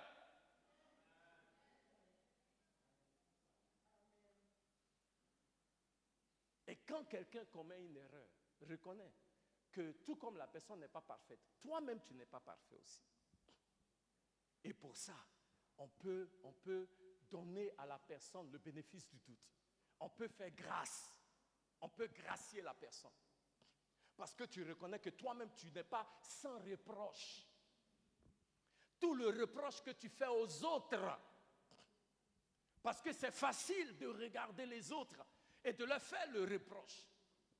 Mais tout le reproche que nous faisons aux autres, nous devons avoir assez d'honnêteté pour reconnaître que nous-mêmes ne sommes pas sans reproche. Yeah. Ouais. Et le truc, c'est que quand tu reconnais que toi-même tu es sans reproche, tu ne peux pas être rempli d'amertume. Tu ne peux pas être rempli d'amertume. Au début de notre mariage, mon épouse a fait quelque chose, j'étais tellement fâché. À cause de... Vraiment, voilà la femme que tu m'as donnée. Bla, bla, bla, bla, bla, bla. Je parlais, je me plaignais. Et le Seigneur dit,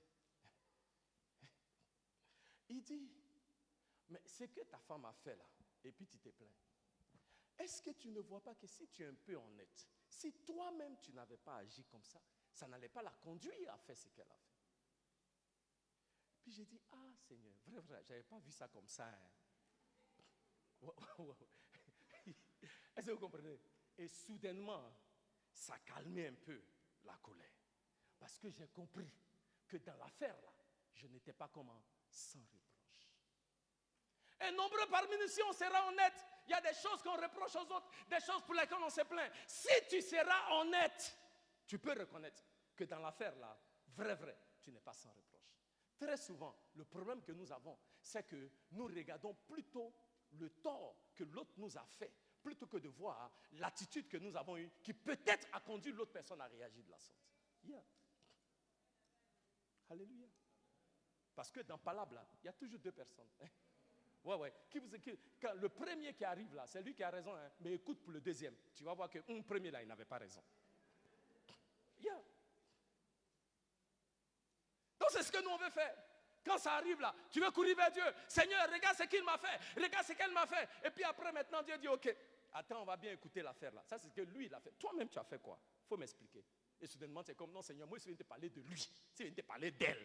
Je vais venir parler de moi. C'est non, moi aussi, je veux savoir, parce que dans l'affaire là, il y a deux personnes. Ça, tu m'as donné la version de l'autre. Toi-même, ta propre version là, c'est comment? Et soudainement, tu te rends compte que non, mais on dirait que dans l'affaire là, je ne suis pas totalement irréprochable. Quand tu réalises que toi-même, tu n'es pas sans reproche, tu ne vas pas être amer avec d'autres personnes. Tu vas pardonner. C'est pourquoi Matthieu 6,14 nous dit, pardonne aux autres comme tu veux que ton Père Céleste te pardonne toi aussi. Si vous pardonnez aux hommes les offenses, votre Père Céleste vous pardonnera aussi. Alléluia. Alléluia. Et quatrièmement, et j'aurai fini. Amen. J'ai dit quoi? La manière dont nous allons vaincre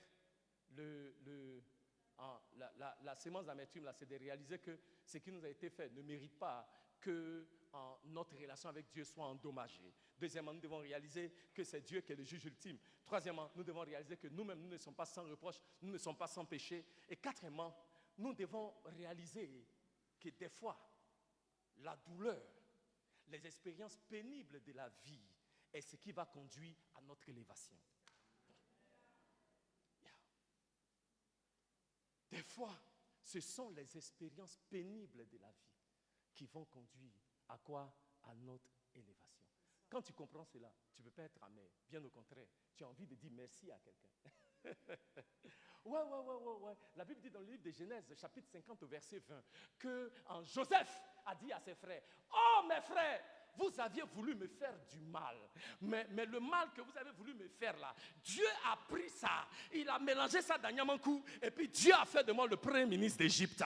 Ce que le tort que vous vouliez me faire, le Seigneur a pris cela, la douleur que vous m'avez causée. Comment vous, mes propres frères, vous pouvez me vendre comme esclave, m'attraper, chercher à me tuer. Au lieu de devenir amer par rapport à ce que vous avez fait, moi-même je vais vous dire, mes frères, merci. Parce que ce que vous avez fait m'a rendu service. Aujourd'hui, ça fait de moi le premier ministre d'Égypte. Mes frères, si vous ne m'aviez pas vendu, mes frères, si vous n'étiez pas jaloux de moi et que vous n'aviez pas pris mes affaires, me jeter dans un puits, me vendre comme esclave, je ne serais pas là où je suis aujourd'hui. Donc mes frères, en fait, au lieu d'être amer par rapport à ce que vous avez fait, moi-même, je vais vous dire merci. Bien-aimé, il y a des gens à qui tu as besoin de dire merci. Ouais. Il y a des gens que tu as besoin de regarder et puis dire, mais je te dis merci de la manière dont tu as cassé mon cou, quoi, quand on était ensemble, de la manière dont tu as mis fin de manière brutale à la relation. Parce que ce que tu as fait, ça m'a fait mal. Mais je rends grâce à Dieu parce que j'ai eu l'opportunité de rencontrer l'homme, la femme de ma vie. Et je suis très épanoui dans ma relation. Et si tu n'avais pas fait ce que tu avais fait là, je ne serais pas là où je suis. Donc je suis venu moi-même te dire merci. Ah, je vais dire à quelqu'un, tu as besoin d'aller voir ton patron, ton ancien patron, et puis il dit, oh ancien patron, je suis venu te dire merci de ce que tu m'as renvoyé. Je ne savais pas où j'allais dormir, je ne savais pas où j'allais manger, mais parce que tu m'as renvoyé, j'ai été conduit à commencer ma propre affaire. Et l'affaire que j'ai commencé là, aujourd'hui je fais des millions, aujourd'hui je voyage à l'étranger, aujourd'hui je suis connu, même au niveau des grands, au niveau de la présidence, je suis connu. Mais ça c'est parce que tu m'as renvoyé. Donc mon patron, je suis venu te dire merci. Oh bien-aimé, quelqu'un a besoin de dire merci à quelqu'un d'autre au lieu d'être quoi? Amen.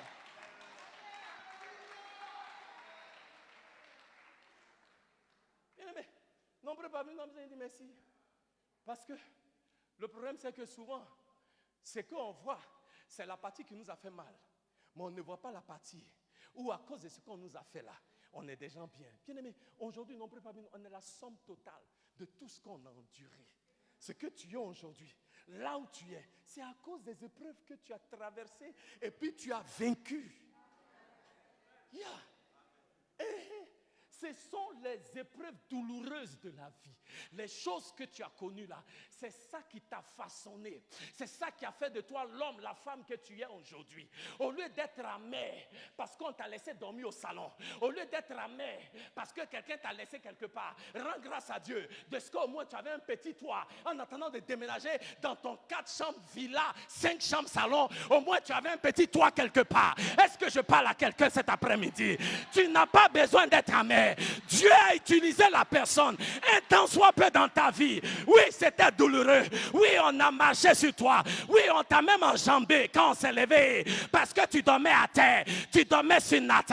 Mais aujourd'hui, tu as le choix des lits là où tu dors. Tu as le choix des chambres où tu dois dormir. Toi qui souhaitais quelque part. Regarde ce que Dieu a fait. Ne regarde pas ce qu'on t'a fait. Regarde là où Dieu t'a amené.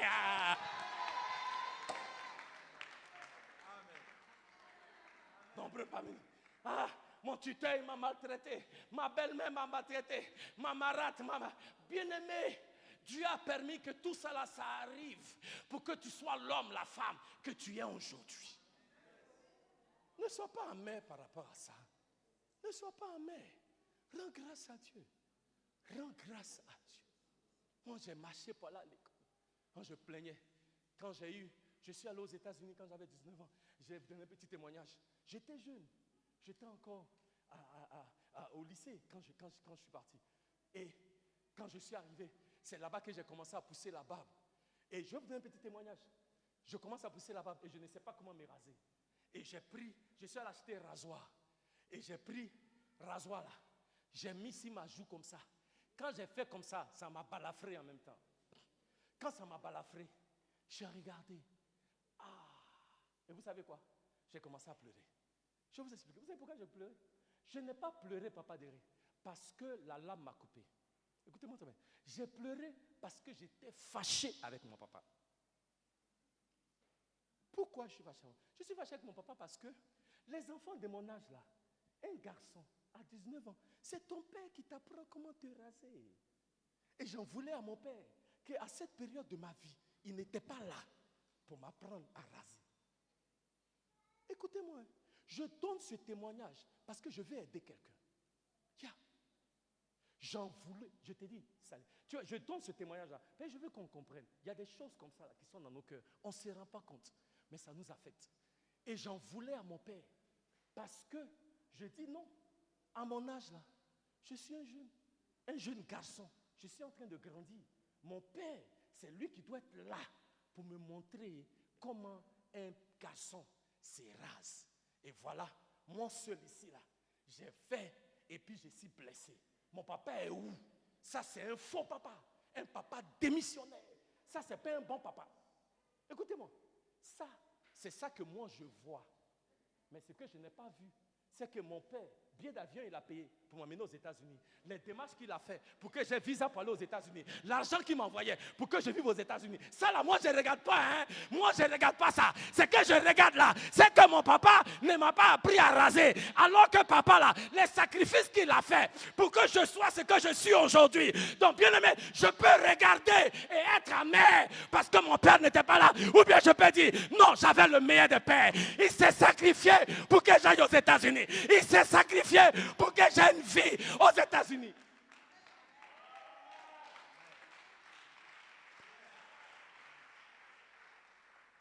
Le choix nous appartient. Et nombreux parmi nous, on est assis là, à ruminer les choses. Après tout, c'est à moi que c'est arrivé. C'est comme ça, ces gens-là, ils vont me le payer un jour. Bien-aimé, ils vont me le payer un jour là. Tu te cours à ta propre ruine.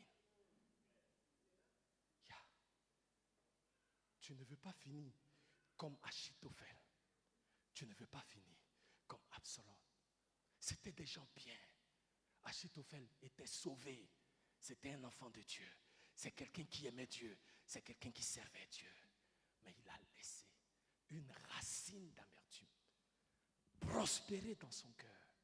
Pourrir sa relation avec les autres. Pourrir sa relation avec Dieu. Et éventuellement le détruire. Ce matin, je ne dis, ce n'est pas la sémence qui bouillonne en toi. Mais l'Éternel envoie sa parole pour te délivrer. J'ai dit, l'Éternel envoie sa parole pour te délivrer. J'ai dit, l'Éternel envoie sa parole pour te délivrer. On va s'élever. Toute racine d'amertume dans nos cœurs, aujourd'hui, doit nous quitter. Il y a la guérison. Il y a la restauration ici à l'autel. Groupe de louanges. Pendant qu'on est en train d'adorer, si tu dis, oui, pasteur, en tout cas, il y a quelque chose dans mon cœur. Aujourd'hui, là, je veux que Dieu enlève. Viens ici à l'autel. Je veux t'inviter à l'autel. Il y a quelque chose dans mon cœur. Pasteur, aujourd'hui, là, ça doit partir. J'ai entendu la parole et je veux demander à l'Éternel de me guérir. Je veux demander à l'Éternel de me restaurer. Si tu es là ce matin, viens à l'autel du Seigneur. Viens à l'autel du Seigneur. Alléluia. Bien-aimé, je veux nous encourager. Soyons honnêtes avec Dieu. Ce n'est pas vers un homme que tu viens, c'est vers l'Éternel lui-même. Alléluia. Et peut-être qu'il y a une situation qui est survenue dont tu ne te souviens pas. Demande à l'Éternel de ramener dans ta mémoire ces situations-là qui sont arrivées. Alléluia. Et qui ont rempli ton cœur de colère, d'amertume, de ressentiment. Alléluia. Là où tu as du mal à pardonner. Ou bien, si quand tu dis oui, tu as pardonné, mais quand tu entends le nom de la personne, tu ne peux pas tenir. Quand tu entends le nom de la personne, ça te met en colère. Quand tu entends parler de cette église, de cette organisation, tu es en colère, tu es fâché. Ça te fait mal. Si tu es là, viens. L'Éternel veut te guérir ce soir. L'Éternel veut te restaurer. Ce matin même, cette parole est venue pour toi, mon frère. Cette parole est venue pour toi, ma soeur. L'Éternel veut te libérer totalement, entièrement, complètement de toutes ces choses-là qui ne sont pas de lui. Élève la main vers le Seigneur. Vous qui êtes là devant, dans l'assemblée, élève la main vers Dieu. Merci, Seigneur. Ah, Samaya Koryaba Santé.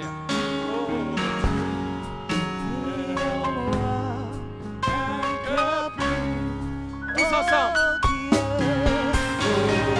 Dieu, crée en moi un cœur pur. Oh Dieu, crée en moi un cœur pur.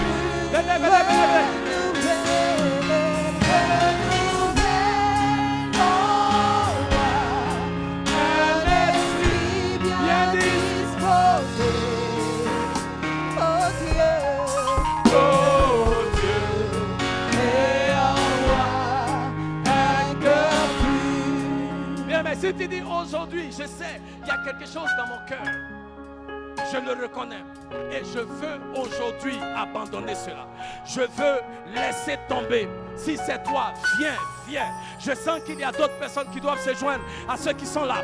Ne laisse pas cette parole passer comme ça. Cette parole est venue pour toi, mon frère. Cette parole est venue pour toi, ma soeur, pour te guérir, pour te délivrer et te restaurer. Donc je vais te donner encore 5 minutes. Viens et je vais prier pour toi. Bien disposé, oh Dieu. Oh Dieu, oh Dieu, crée en moi un cœur pur. Oh Dieu, crée en moi. Merci Seigneur. Un cœur pur. Merci Seigneur.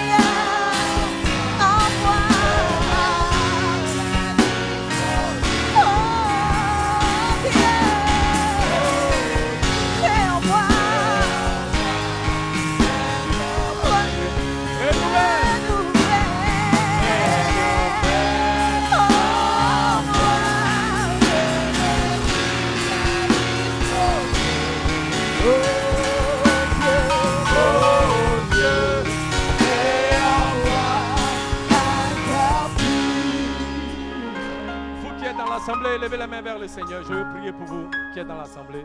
Alléluia. Amen. Je vais demander au doyen Kwasi. Doyen Kwasi, venez prier. Élève la main vers le Seigneur, toi qui es dans l'assemblée. Je veux prier ce matin. Et je déclare que cette racine d'amertume dans ta vie ne peut pas survivre. Je déclare qu'à partir de ce jour, cette racine est coupée, brisée, anéantie, bannie de ta vie, bannie de ton cœur, bannie de tes pensées, dans le nom de Jésus. Répète après moi. Vous qui êtes dans l'assemblée, Seigneur Jésus, ce matin, je renonce à toute forme d'amertume et de ressentiment dans mon cœur et dans ma vie. Satan, toi et tes semences d'amertume, vous ramassez vos bagages, vous quittez mes pensées et vous quittez mon cœur. Maintenant même, dans le nom de Jésus. Bien-aimés, vous qui êtes dans l'assemblée, élevez la voix en battant les mains. Commande maintenant tout ce qui est semence d'amertume, qui veut s'attaquer à tes pensées, s'attaquer à ton cœur, de partir, de partir. Élève la voix, prie, élève la voix, prie. Un esprit bien disposé. Oh Dieu.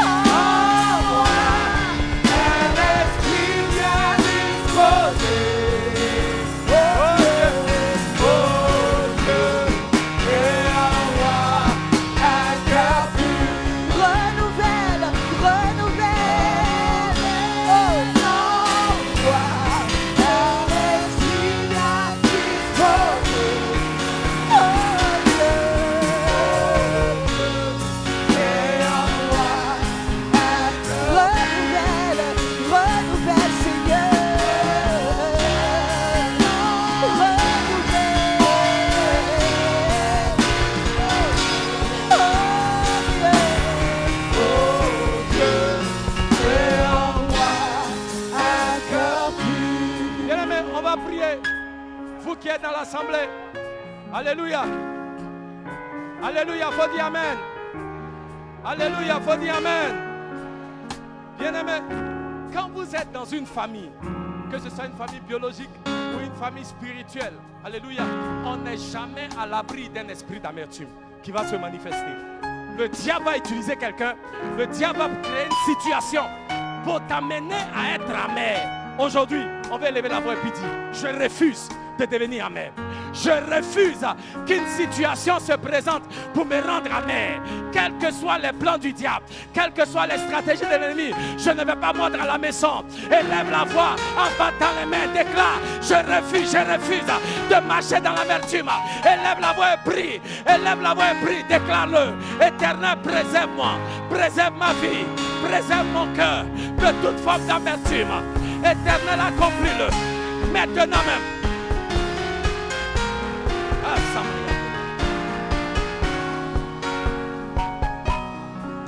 Oh Dieu, crée en moi un cœur pur. Renouvelle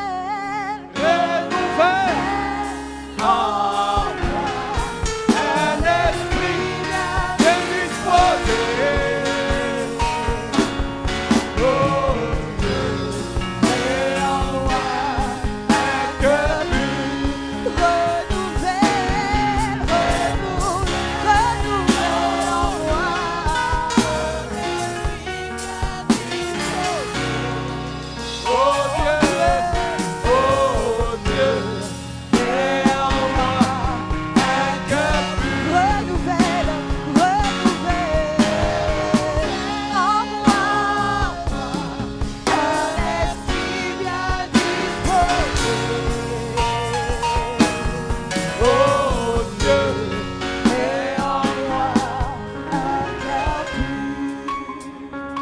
lever la main et commencer à dire merci à l'Éternel.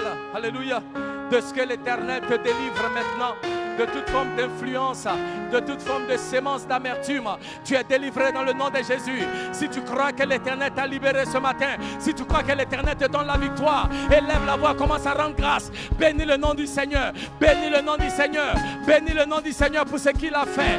Bénis le nom du Seigneur pour la délivrance, la guérison qu'il opère dans ton cœur et dans ta vie. Bénis l'Éternel. Bénis l'Éternel. Alléluia, car il est fidèle.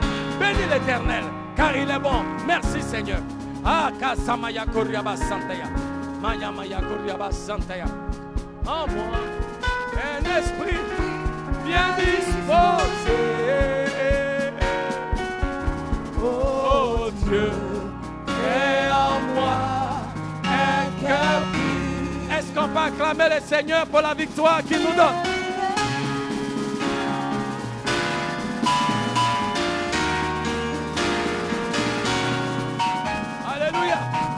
Avec engrais, je déclare, nous n'allons pas finir comme Achitophel. Alléluia.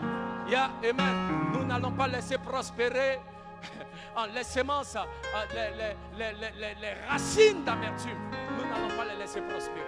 Alléluia. Amen. Nous n'allons pas les laisser prospérer. Vous savez quoi? L'une des choses, c'est que quand quelqu'un amer, il veut contaminer quelqu'un d'autre. C'est une maladie qui est très contagieuse. L'amertume, c'est contagieux.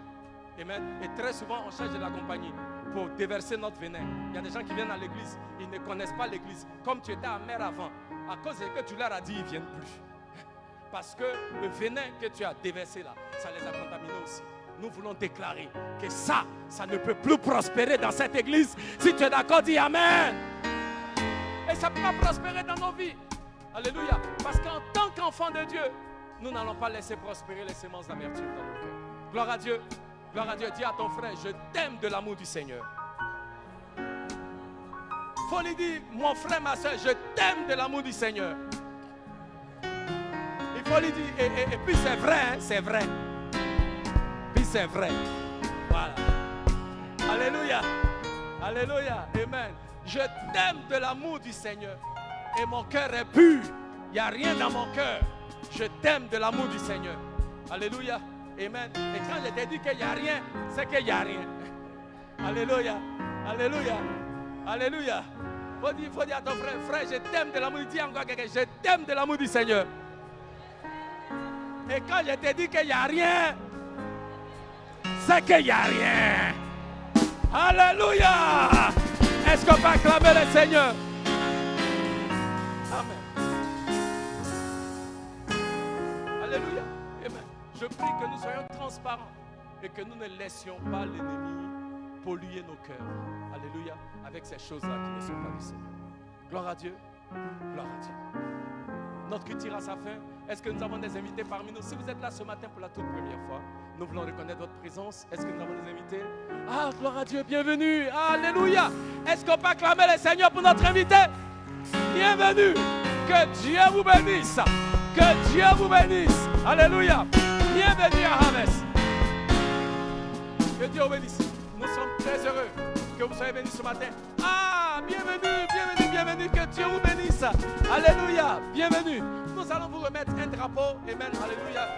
Gloire à Dieu. Nous avons une collation, quelque chose que nous voulons partager avec vous. Donc, s'il vous plaît, amen, si vous pouvez venir avec nous dans notre salle VIP, c'est la salle de personnes très importantes. Alléluia. Nous voulons prier pour vous et vous offrir quand même quelque chose. Alléluia. Donc, s'il vous plaît, prenez vos affaires. Le culte est fini pour vous. Prenez vos affaires. Allez-y avec les leaders là. Comme ça, on aura l'opportunité de vous remettre quand même un petit cadeau de la part de l'église. Est-ce qu'on peut acclamer le Seigneur pour nos invités? Bienvenue, bienvenue. Que Dieu vous bénisse. S'il vous plaît, allez-y avec eux. Allez-y avec eux. Amen. Acclamons pendant qu'ils y vont. Ah, vous aussi. Vous n'êtes pas contents? Amen. Amen. Gloire à Dieu. Amen. Que l'Éternel vous bénisse. Amen. Donc bien aimé, on va s'élever pour la bénédiction. N'oubliez pas, nous sommes ensemble jeudi. Amen. Jeudi et vendredi à partir de 19h. Nous avons notre invité qui vient de loin. Alléluia. Le pasteur sera déjà là à partir de demain. Et nous croyons que l'Éternel nous apporte une parole puissante. Amen. Avec son serviteur. Gloire à Dieu. Élève les mains vers le Seigneur. Éternel, merci pour ce moment dans ta présence.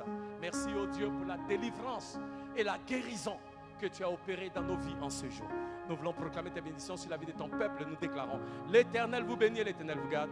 L'Éternel fait briller la lumière de sa face sur vous et soit gracieux envers vous. L'Éternel tourne la lumière de sa face sur vous et il vous accorde sa paix dans le nom de Jésus. Et le peuple de Dieu dit Amen. Que Dieu vous bénisse et à jeudi.